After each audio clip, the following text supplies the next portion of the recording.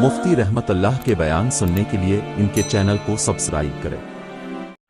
ان الحمد للہ وکفا والصلاة والسلام علی سیدنا المصطفیٰ اما بعد فاعوذ باللہ من الشیطان الرجیم بسم اللہ الرحمن الرحیم۔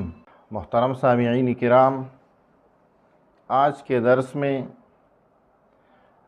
ایک ایسا مسئلے کا ذکر کرتے ہیں جس کا ثبوت قرآن و سنت اور تاریخ اسلام میں کبھی نہیں ملتا۔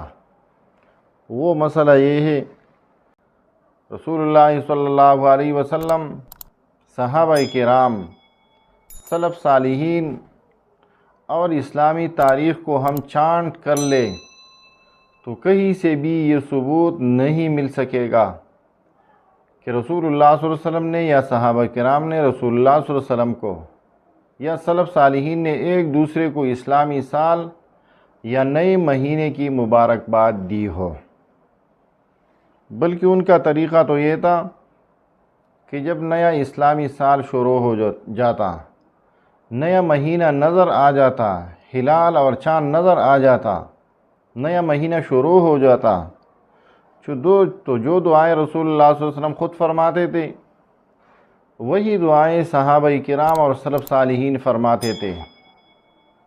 نئے مہینے کی شروع میں نبی علیہ السلام سے مختلف ادعیہ مختلف الفاظ سے منقول ہے۔ ان میں سے الفاظ جو بھی ہو لیکن مقصد سب کا ایک ہی ہے۔ کبھی رسول اللہ صلی اللہ علیہ وسلم دعا کرتے، اللہم اجعلہ ہلال یمن و برکت، یا اللہ ہمارے لیے اس چاند کو خیر و برکت والا بنا دے، اس سال کو، اس مہینے کو ہمارے لیے خیر و برکت کا ذریعہ فرما دے۔ کبھی فرماتے تھے اللہم احلہ علینا بالیمن والایمان والسلامت والاسلام ربی و ربک اللہ۔ اور بعض روایت میں دو الفاظ کا مزید ذکر اس میں آیا ہے، ورضوان من الرحمن وجوار من الشیطان۔